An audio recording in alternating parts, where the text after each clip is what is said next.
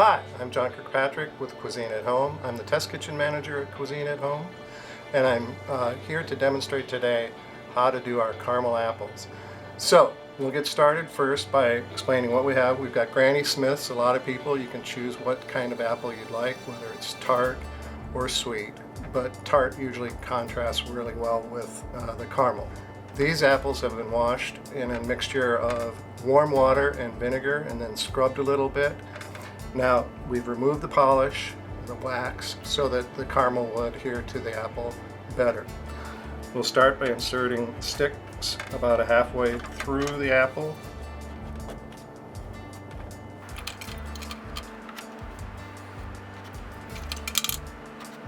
And here you'll see this apple, the stem end of it is a little wonky. It's off at an angle like this, but you still want to put the stick straight into it, like so.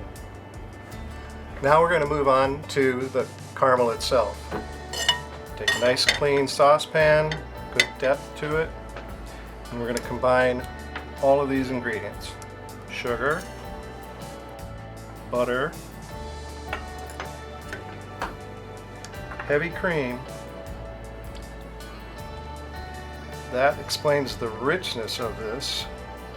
Oh, and then don't forget the salt. It's just a tiny bit. It's not going to make the caramel salty, but it's going to bring out all the flavors that you're looking for. Finally, I'm going to be adding corn syrup to it.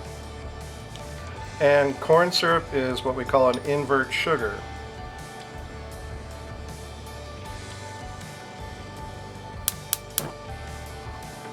Now, you don't want to bring this up too quickly and risk burning the sugar and the other ingredients.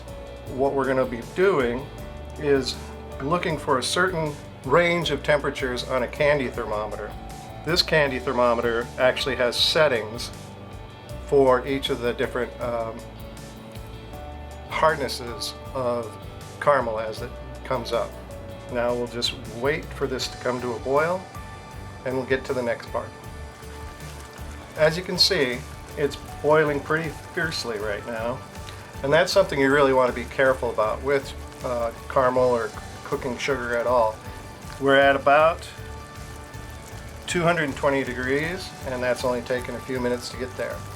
What happens now is it's going to take about an equal amount of time to get from 220 to 240. You'll see it's still kind of a buttery color, and we get closer to the temperature, you'll start to see the caramel color come out. We're at about 239, we're getting close to 240. The color has changed.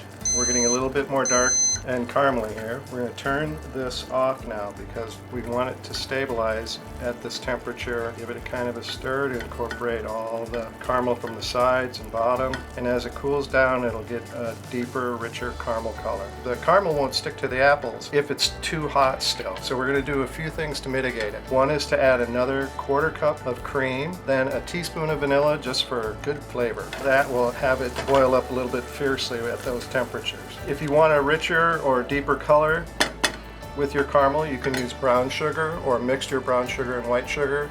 But what you're looking for is a temperature starting at about 215 and as low as 195, because then it starts to just get gloppy and won't adhere for that reason. As you can see, this is kind of a blonde caramel. It's right temperature. It's stopped boiling. And so we're going to start dipping our apples. Now what you want to do is give this a tip and then start swirling the apple through lightly. A few times around, and like I say, that'll get the temperature of the chilled apple will help the caramel to adhere to it. The more apples you do, you'll find that the caramel itself starts to cool and will stick better with each additional apple. Or there's another technique where you can just spoon it on. See, we're getting a nice buildup there. And we want the excess to drip off, but we also want to make sure it doesn't all drip off. So I kind of do this swirling, related to glass blowing actually, kind of. Now you'll see at the bottom we're starting to get the extra to be hanging off. This isn't too bad right now, but you may want to just cut this with a knife, flip it back and forth, That way you don't end up with a big foot of caramel at the bottom. And so, moving right along.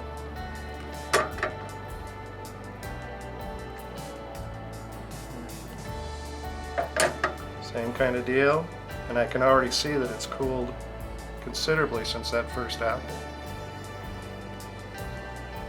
It's really sticking well. It's really nice because we're not getting a whole lot of that curtain at the bottom. Turn it up.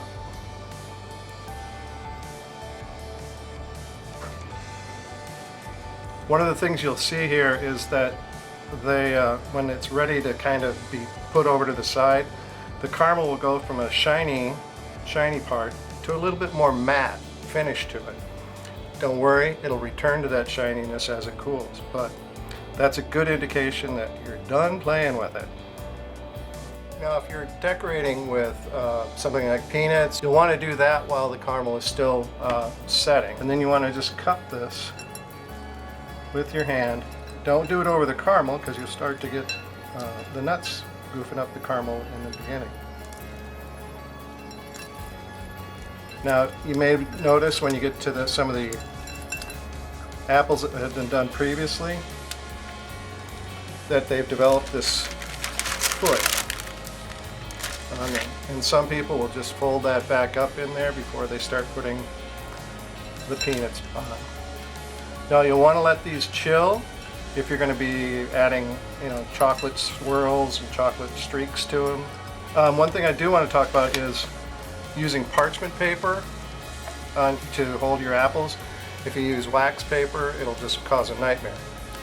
And so we've pretty much finished the whole project here. You can see this is nicely peanutted up, and that'll actually give it a little foot to put it down on. Thank you for joining me, and look for this caramel recipe and other apple recipes in issue 137.